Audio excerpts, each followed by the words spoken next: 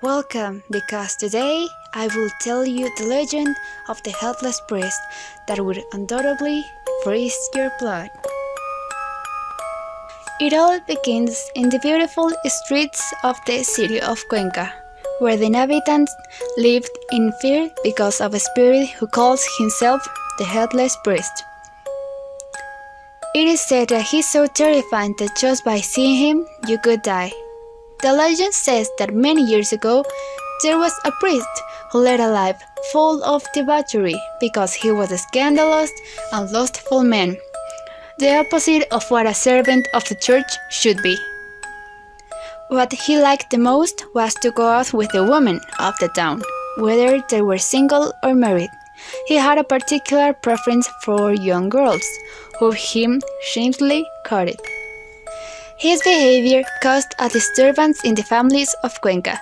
Parents, husbands, or boyfriends were constantly complaining to him, upset by the fact that he broke their families or commitments.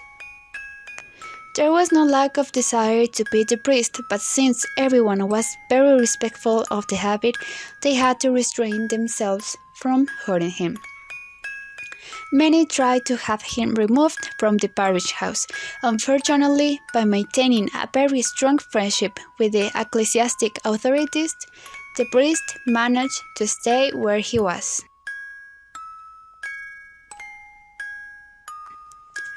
The people, dissatisfied, went to Sunday Mass out of obligation and left in disgust because of the hypocrisy of the religious.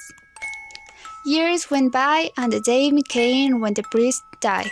Much to the relief of the locals, no one came to his funeral. At the cemetery, the grave digger was in charge of digging the grave from the coffin.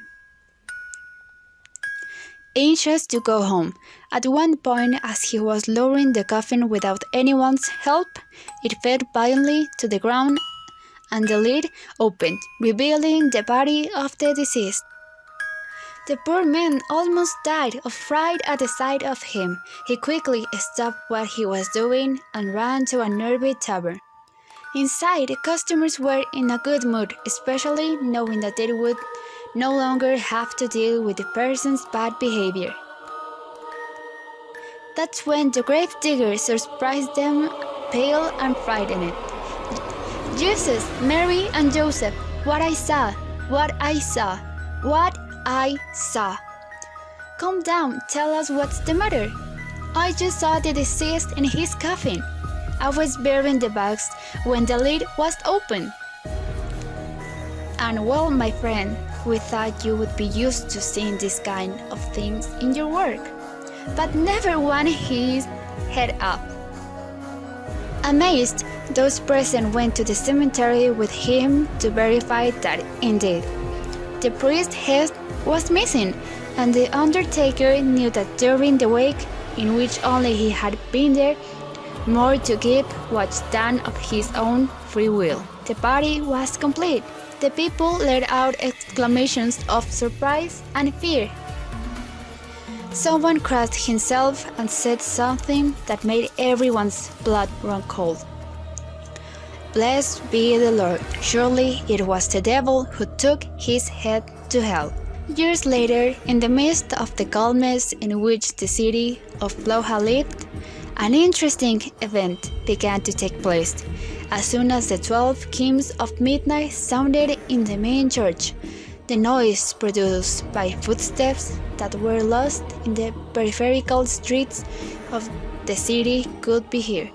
Despite the slowness with which he walked, his footsteps echoed several meters away. Many of the onlookers assumed that he was a priest who had no head. One day, the Lojano Society attended a party when the guests ate, drank, and danced until just before midnight, at which time everyone hurried back to their homes, precisely for fear of encountering by the mysterious character. But a small group of young men who had too much of drink wanted to challenge the dreaded ghost. The 12 chimes of midnight sounded and they went out full of euphoria to face the ghost. They pounced on him and held him tightly and promised to let him go only after he had told them the reasons from his strange attitude.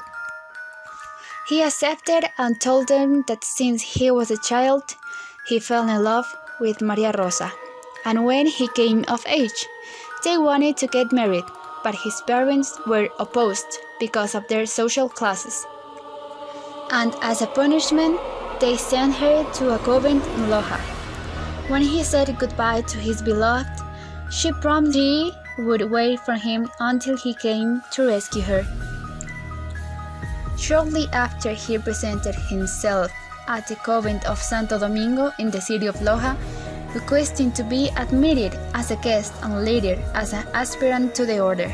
The superior of the convent welcomed him and began to entrust him with small tasks that would help him feel comfortable in his new place of residence.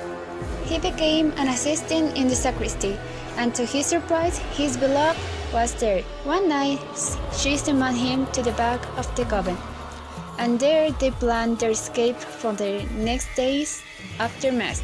But every day, there was something that made their plan fail. And it occurred to him to disguise himself as a very famous character, the Headless Priest.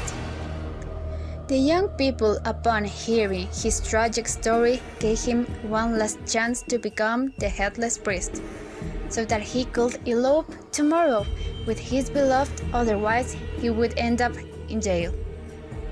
It was never known and when they succeed, but after some time the postcard was received in the central post office that read, "To the good friends who helped me to escape and achieve my happiness.